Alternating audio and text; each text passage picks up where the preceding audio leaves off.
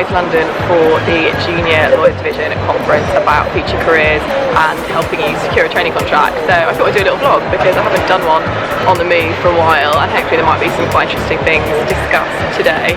Fortunately, my train is delayed because, as you know, I'm always late, and I didn't think I was going to get a chance to do a little intro before I got on the train, but unfortunately here I am. So I've managed to get a bit of breakfast before I go down, which is an absolute bonus.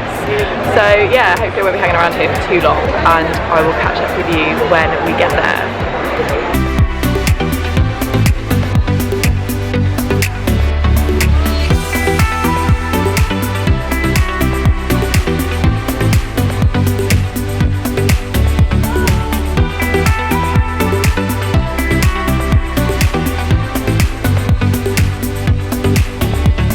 So in true Wolfe style, I'm running incredibly late, but actually not my fault this time. Someone unfortunately jumped in front of the train on the way down, which was really distressing and also made us late by 2 hours. So I've missed all the morning sessions, which I'm gutted about because I really wanted to see Alex Aldridge from Legal Cheek particularly speak about commercial awareness, and I also wanted to see Sana from Strive speak about social mobility and overcoming adversity. So sadly I'm not going to make those sessions, but I'm going to be reviewing someone's CV when I get there as well, because I'm helping some students to kind of build their CV, structure them in the right way, and I've had a look at them already and they already look really good, much better than mine. So it looks like I'm not going to be giving too much help to them. They're already well on their way. And then I'm speaking this afternoon about how to get a training contract, answering loads of tough questions from the audience about my experiences. I'm doing that with a partner from Freeths, which should be quite good. There's also a law tech session, so hopefully I'll make that one, which I'm excited about. And then there's some kind of hanging out and networking afterwards, and I know quite a few people that are going to be there, so hopefully it will be good to catch up with some of those guys because I don't get down to London all that often. Very annoyed that I'm late, but genuinely not my fault for once. Anyway, hopefully I'll be able to video some of the sessions when I get there so that you can experience some of it with me.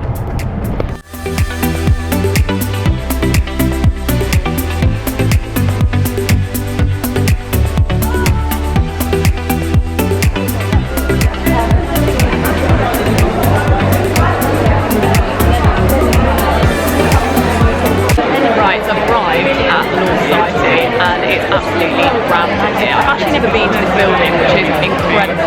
It's so traditional, so modern at the same time. Like these amazing high ceilings, carpeted wide staircase. It's incredible.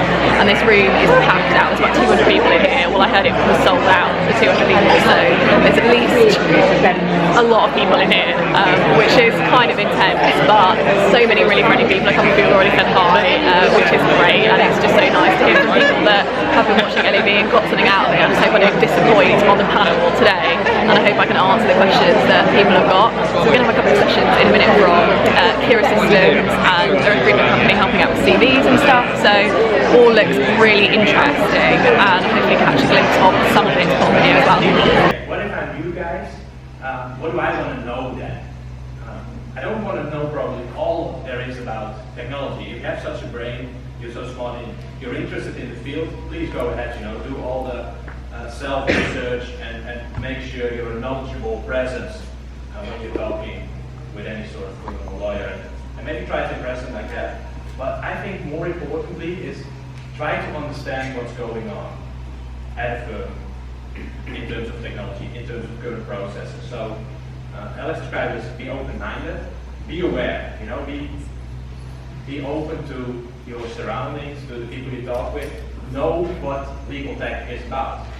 So we just heard from a guy called Yorit from Kira Systems, which was really interesting because you all know I'm a massive law tech geek, so I was really interested in hearing about his views on Kira Systems, why it's such a great system effectively, and what the impact of technology may be for junior lawyers like you guys. So that was really interesting. We're about to go into my session now, which is a bit terrifying, but it's just a Q&A. So hopefully just a Q&A, she says, hoping that she won't get asked the most horrendously difficult question on the air. But we'll see. It's a really full house and looks like the audience is really engaged, so hopefully we'll get some good questions out of it. Let's wait and see.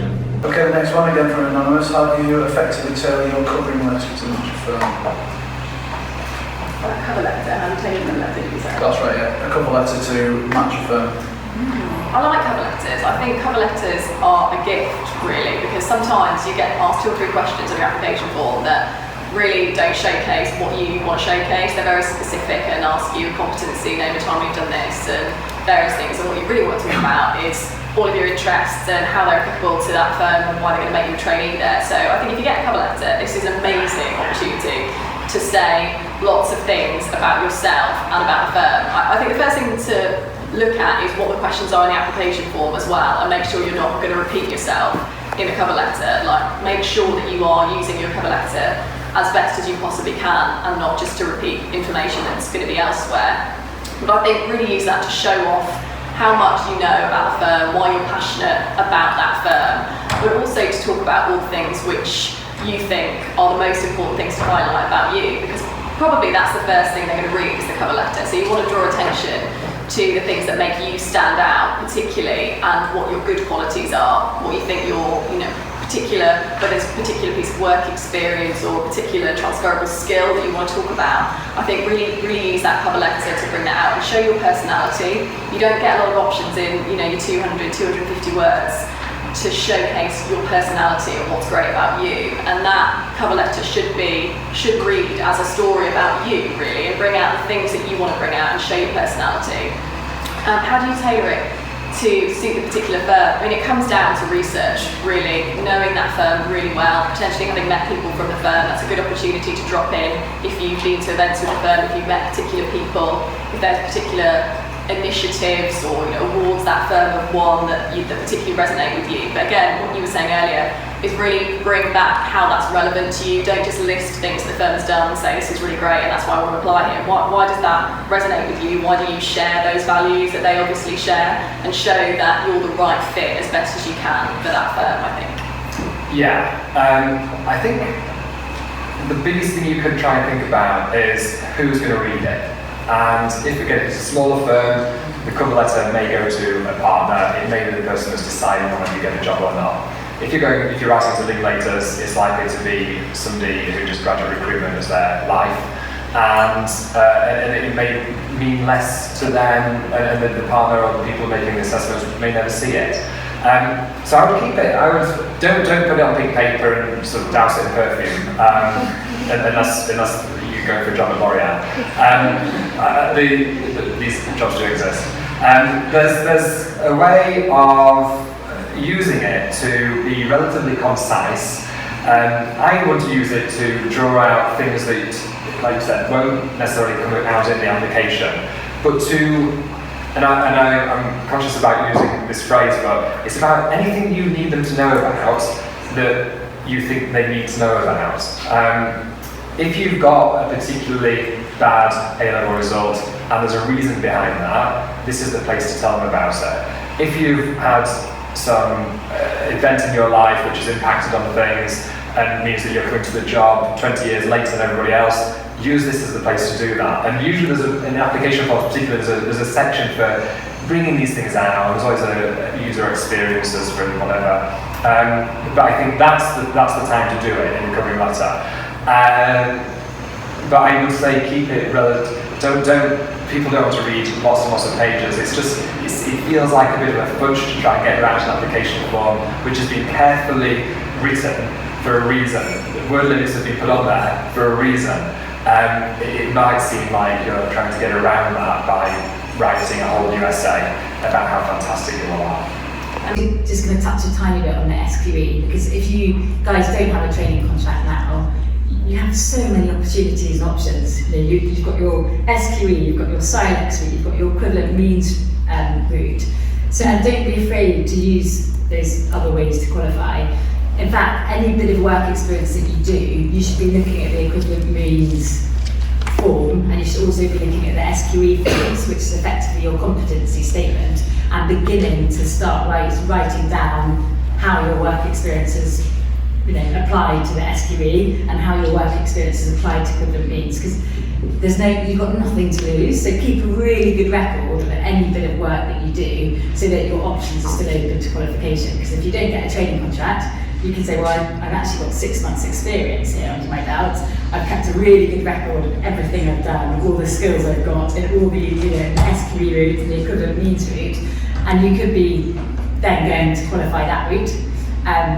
So definitely just keep really good records of everything that you do. Okay, well my camera's totally packed up, so I've now got to use my phone, which is slightly annoying because I never really used my phone to vlog before. Hopefully this is coming out alright and doesn't look weird.